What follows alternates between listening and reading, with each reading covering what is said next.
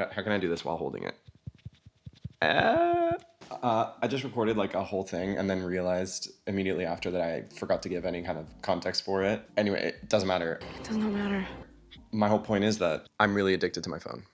Like severely, deeply. I'm afflicted. And I just wanted to talk about that really. So that's the whole point of this. So anyway. Yo, Jackson, happy birthday. When I'm in bed trying to fall asleep for hours, I'm on my phone. First thing I do when I wake up, I go on my phone and I'm on it for like 2 hours or some shit. It depends on the day. Today I was on it for like an hour and a half.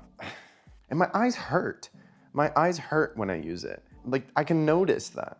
It's irritating my eyes and I like kind of worry about going blind, the shit about the blue light, I don't know. So it's like I have all of my screens, my phone, my computer monitors, everything permanently de-blued or like whatever, like they're on the yellow light, the nighttime filter. And I even got these like blue light glasses. They're like fake chrome hearts.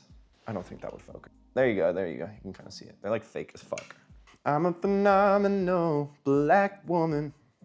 And I don't know, it's like, I feel kind of pathetic to be honest. Being so dependent and addicted to my phone, I have to kind of remind myself that it's something that is happening to a lot of people, you know, especially people my age. I'm not some kind of chud because I'm addicted to my phone, although I kind of feel like I am. It's a pretty scary feeling though, because I do feel like I am dependent on it.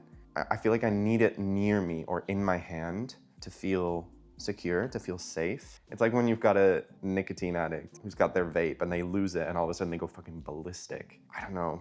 It's a pretty scary feeling. But the thing is, it really does correlate directly with how entertained or bored I am. There's a cause and effect relationship there. When I'm very engaged and entertained by something like talking or literally doing anything else, playing video games, talking to other people, working on a creative project that I like, I don't touch my phone. I don't even think about it. I can go hours without using it. And that kind of gives me hope that it's not an addiction to my phone, but rather an incapability to cope with boredom, which is strange because I've always actually kind of enjoyed boredom, not to a crazy extent, but I think that there's a real simplicity in boredom, a real enjoyability in it. And I think it's a bit of a luxury, really. When you've gone through really stressful times where like you're constantly almost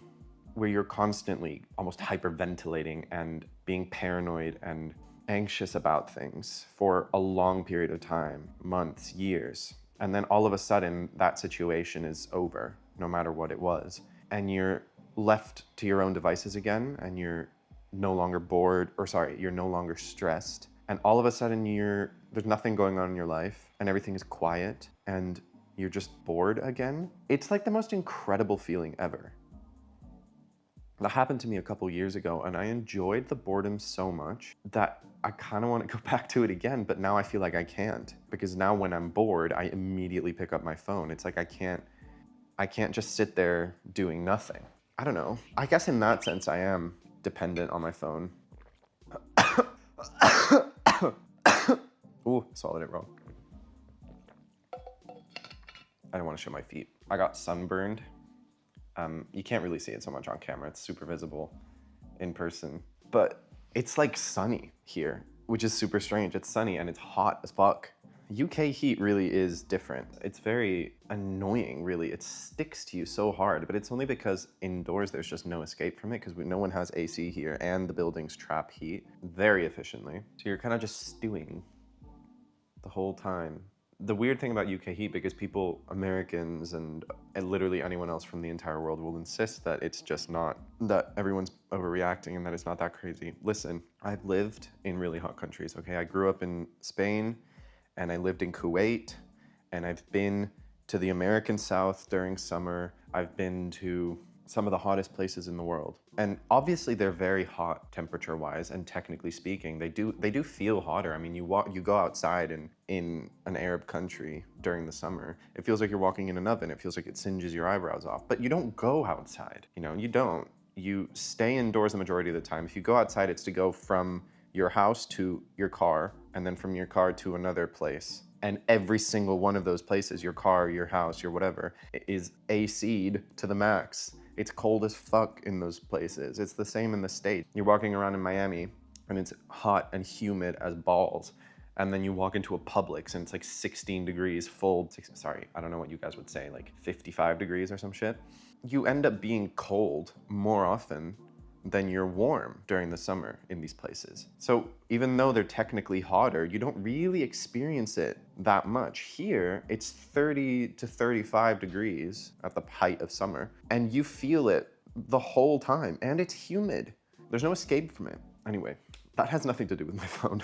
I think apart from the fact that I do see myself like just being incapable of being bored and having to replace that feeling with my phone at all times is really scary. But more than that, it's also that it's started to replace other things that I do, because since this is such a quick, instant form of gratification that gives you serotonin immediately if you scroll through Instagram Reels or TikTok or whatever. Well, I got rid of TikTok, thank God. And you're immediately flooded with feel-good hormones, and you keep going and going and going. You just keep scrolling. Another reel, and it's all fine. It's all great, isn't it? Except you start to realize you don't do anything creative anymore. You're putting off basic functions like eating or sleeping, especially. You're skimping out on your hobbies. You don't play video games or write or read as much as you used to. Instead, you're just on your phone for hours a day. And I think, and it's also really quite palpably decimating my cognitive functions. You know, my attention span is completely shot. It's never been this shot before in my life. I can hardly pay attention to things unless I'm really interested in them. And I can't even fathom the idea of doing something like reading a book right now, which is insane because, again, I love reading. I studied literature in university, and I don't read because I can't. I can't do anything that isn't like short form, several second long clips on Instagram or TikTok. Reading a book is simply not stimulating enough anymore, which is really strange because I did go through that period a few months ago where I was reading a lot. I stopped using my phone and TikTok and generally started having better habits for about 4 months. And I was reading again and it felt fine. I was capable of doing it. So why does it feel so daunting now? It's because I'm using my phone again, obviously. Sometimes I wish the killer would come along. The killer is on the loose! Don't let the killer get you! What was she doing in the stairwell? Because that's where the killer is. You never know who you can meet online. The killer! And take it from me and then kill me. I notice it rotting my brain. I'm not being clever, I'm not being intentional, I'm not being productive or efficient. I mean, I don't need to be productive and efficient. That's not what I'm worried about necessarily. I'm okay with just relaxing and being a chilled person, but I'm not even doing those things because when I'm on my phone, I'm not relaxing. I'm anxious about how much I'm on it and how I can't seem to stop scrolling. It's like being ensnared in a trap. I literally can't pull myself away. Sometimes I honestly, like, I'll be like glued to my screen. I'll be doing this and I'll like throw it away so that I stop using it, because that's the only way. It's like if I don't put a hard stop to it, immediate stop, I will keep going forever.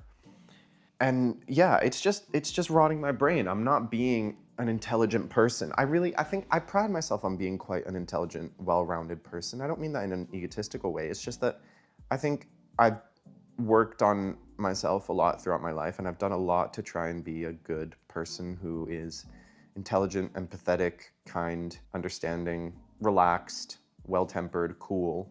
And I think for the most part, I have managed to do that. Sometimes I probably fail in one of those aspects, and that's okay. But I enjoy being intelligent and having good thoughts, thinking in complex ways, thinking about myself, being, what is it called? Metacognizant. Can I even conjugate it that way? Metacognition, whatever. I'm not being an intelligent person when I'm on my phone. I'm losing those facilities. I'm letting my brain die by using my phone so obsessively. I can feel that. I don't even know, I'm not familiar with the psychology behind it. I don't know if that's like an actual thing or if I'm making that up out of nowhere. But it does feel that way. Like I can notice my brain cells dying. I mean, I haven't learned a new skill. That's not true. But I feel like I want to always be learning and improving. I want to be learning new skills, new abilities, meeting new people, trying new things, challenging myself. And I haven't done that for ages because I've been so consumed and comforted by my phone. It's a form of comfort, really. It's a form of consolation. I'm pretty hungry. Let's make some toast.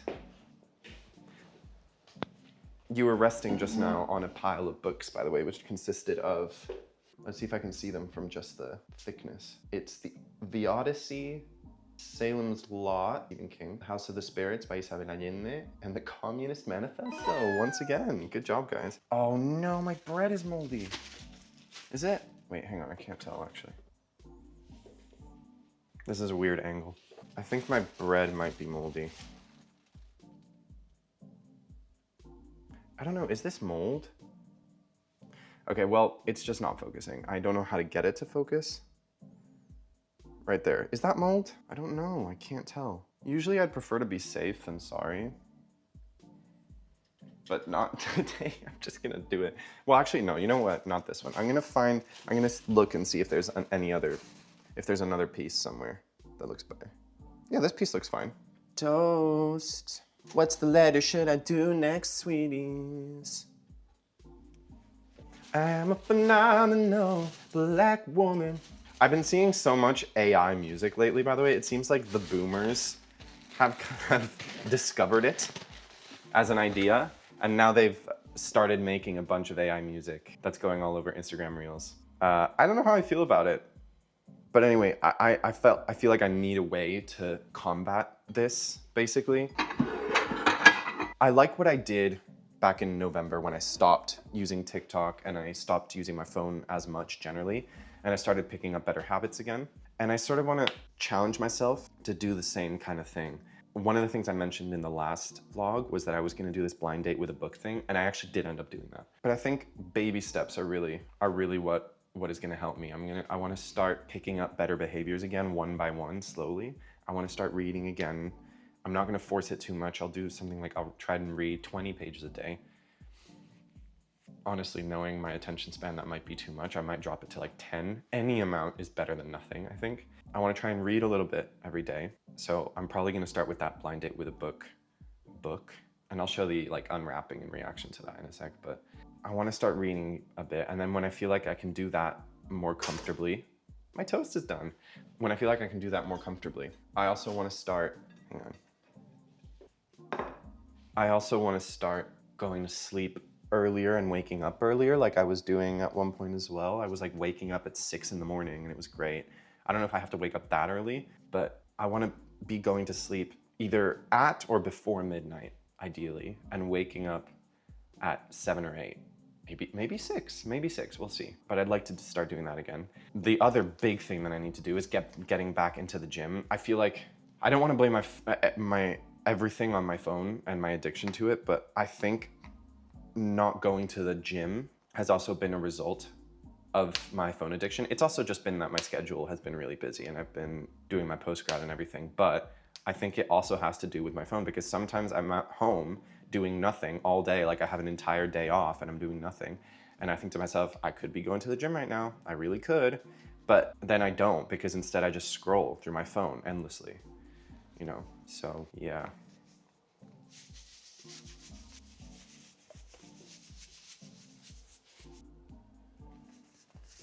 They didn't have my usual blue salt. This time it's red.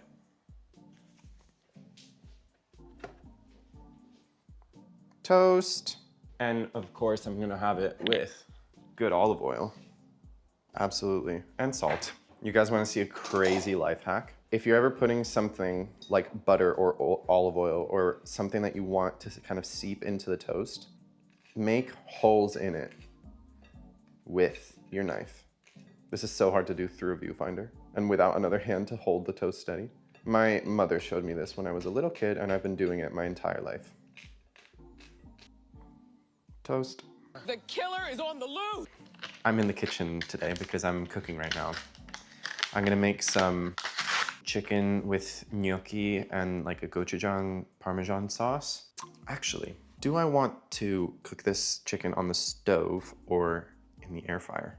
Oof, get an air fryer, by the way. It will change your life. It'll improve it in every single way.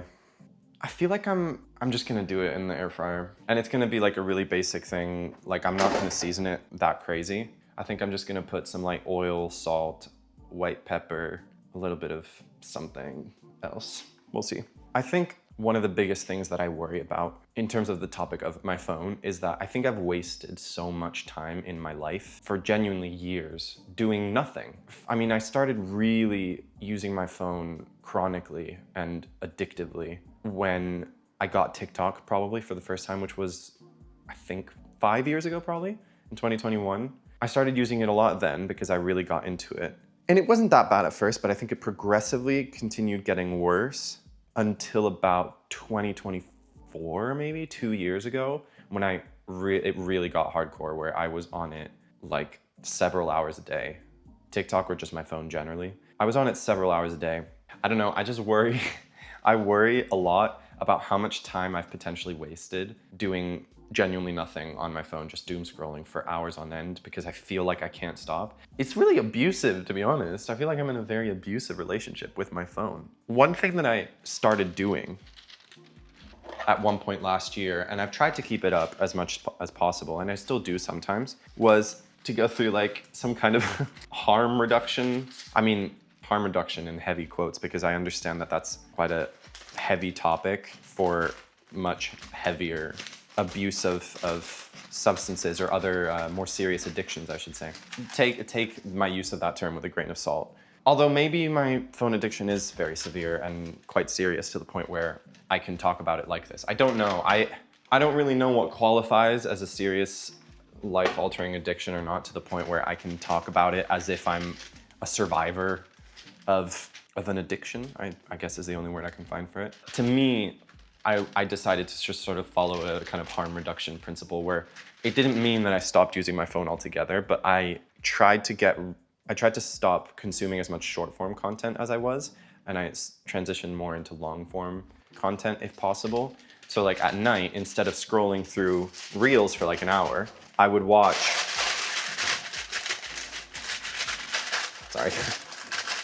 I would watch an episode of a show, a long episode of a show, like Gilmore Girls or something. Because even though it was still using my phone, it was much longer form content that, I don't know, and maybe it isn't healthier, but to me it feels healthier than just constant slop through your phone. I'm kind of like that. I'm waving my scissors around, don't I? And honestly, I think that was a nice thing. I think it did help a bit. Hello, why aren't my scissors scissoring? I'm cutting a round of baking paper to put in the air fryer. It's just much quicker to get gratification and comfort and spend time on my phone than it is doing other things that I love. Like for instance, making music. At the moment I get any kind of block at all, I'll just go right back to my phone. Like it's like magnetic. It's just like, I need it glued to me. I've developed a tic. I have a motor tic where I go like this because, or like this with my finger, because I'm always like, whenever I'm on my phone, I just like, no matter like what it is I'm doing, like even if my phone is locked, like whether I'm on my home screen, I'll just go like this, just constantly checking notifications to see if anyone has texted me, to see if anything new is going on. And it's like, I get incredibly happy and I get a rush of euphoria and dopamine when I do get a notification. And that's so embarrassing, low-key. I've been conditioned in like a really Pavlovian sense to just like get happy and salivate and start shaking when I get a notification on my phone that of any kind, especially when it's direct communication from another person. Like if I get a text or a DM, I get so excited and I immediately go check it. And it's like, I feel like, honestly, it's my main source of gratification. And that is a terrifying thought. And it's kind of pathetic. Like, it's really sad. You know what I mean? I could probably just keep going forever, but I can't. I'm not gonna make this video an hour long just talking about how addicted I am to my phone. Although maybe I should. Who gives a fuck? I don't know. Aquí tenemos una paella. Onions and garlic. I'm putting them in at the same time. I don't care. Argue with a wall. I like a little bit of a burnt garlic. Woo! Spinach. Yeah. Cheese, gochujang, cream. This is another little guy I painted. It says moo on the back. Yay. He's got a fucked up kind of proportion here. This does look like a front hoof. It's not. These are his back two, and he's like looking backwards. But I just drew the back two like way too separate to the point where it looks like it's a front one. But it's not. Anyway, this is done. I'm gonna have that now.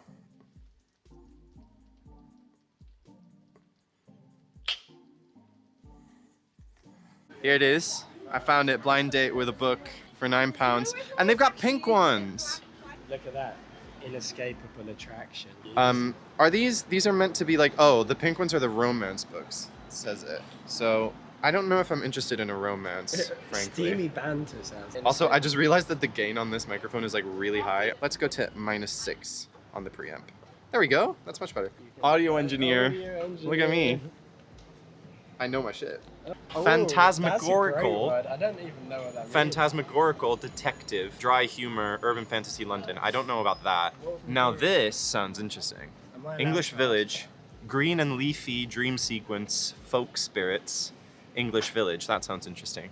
This sounds interesting as well. Precognition. Oh, but look at this. Craving, Satanism, human vessel, the cult next. Ooh, I think Tinder? Tinder is the flesh, yeah. Oh, conspiracy Italy abduction sounds great. Fuck yeah. It's also a thick one. Yeah, that's She's a right. big one. That's great. Napoleon. That's It's gotta gonna be like be- historical it has gotta fiction. be. I don't know about that. Robot detective murder New York. Intriguing. That does sound intriguing. Intergalactic queerness. No fucking way. Really? Gay aliens. Gay aliens. Sinister massacre. Yeah, I get it. Thank you. Galians. Aliens. Feral and raw woof woof. Stay at home. Just stay at home. Woof woof. Psychedelic western. Weird, crazy, stomach churning. Sometimes funny. That's probably a Cormac McCarthy book, isn't it? Yeah, almost certainly. Sonic Death Monkey. What's the What? Sonic Death Monkey. That sounds interesting to me. narcissism, hedonism, Faustian? This is my kind of book. Cold Loneliness Moonlight. Oh, yeah, look at that. That'll take you weeks to read. And then what's down here? Are there any Oh, pic- nonfiction. I Are don't there want any nonfiction. picture books? Okay, well, which ones did I like? Cravings and Satanism. I like the Cravings and Satanism one. I like this idea, green and leafy. I like the idea of Precognition is cool. These three generally seem to have it going on. This is also cool. Cult hysteria, blood ties. I like cults, as you can tell. They really missed a trick with this. Should have said happy birthday. Oh wait, That's giving I me hesitate to check. exorcism. There is another side. Slavery, haunted past, motherhood, guilt. That is definitely beloved. Oh, that one. Sports romance. Golden retriever. Oh look, it's a plant mum. A plant pub. A plant mum. LGBT. That's so cute. Yeah, it's an LGBT plant. Gay plants. It's a gay mum plant. I think I'm really down for this Cravings and Satanism one. I think I kind of want to go for that. I think I want to go for If that. I was gonna go for one, I'd go for that one. That one was on my list as well. Or this. All right, let's do it. That's fucking dope. Let's go. Books inbound. Okay, so we're back in the studio now. Back in the studio. I want to do this. Doing this. So the one that I ended up landing on was this one about craving, Satanism, human vessel, and the cult next door. I'm really into like themes of cannibalism and the human body as a medium to explore, I guess. I can confirm this. I'm big into body horror, and I like Satanism and cults. Why not? Let's do it. I thought that they would come like pre-packaged, but it seems like they actually taped it up there, which is kind of interesting. I don't know if they like order the... Well, you just got demonetized. Congratulations. Thank you. Yeah, because this is going out live right now and there's no possibility for me to edit what you just said out. Can this please... There we go. It might be... Oh! Oh! Let's go. I've already read Rosemary's Baby, but I'm gonna read it again. I don't care. That's it. Holy shit, how did I not think of that? Of course. Oh my god. This also has one of the greatest film... soundtrack. Well, I was gonna say film adaptations, but yeah, soundtrack. Ruth Gordon with the Tannis root. Girl. You're like Ruth Gordon, just standing there with the Tannis root. Rosemary's Baby. I'm so excited, actually. I kind of hate this cover, this edition, I'm not gonna lie, but that doesn't matter. I was really worried that this was gonna be some kind of like young adult, like sort of corny fan fiction-y type thing about Satanists and pentagrams and shit. It's actually something much better. And it's got a written introduction by Chuck Palahniuk, who I like. Is it? Chuck Palahniuk is gay. Is it? Fight Club is a gay book, Fucking So which is why it's so funny. So is American Psycho. American Psycho's gay as fuck, But but Bray Easton Ellis didn't come out till like early 2000s. yeah, but it was so obvious though. Yeah, And that's sick. yeah, Chuck Palahniuk, gay. Fight Club, gay. American Psycho, gay. Which is why it's so funny that they've kind of become like the cornerstone of Yeah. this No looks maxing Mog I love. community. Oh my god, that's some fucking angle, isn't it? So yeah, I'm gonna read this, or at least I'm gonna try. I'm really hoping that this actually will be what gets me back into reading, and I'll give little updates, I guess. I'm just very afraid of how I'll be distracted by other stuff and I won't end up finishing this at all, which I know will happen, but I hope not. Rosemary's Baby. But we should watch the movie. It's really fucking good. come on.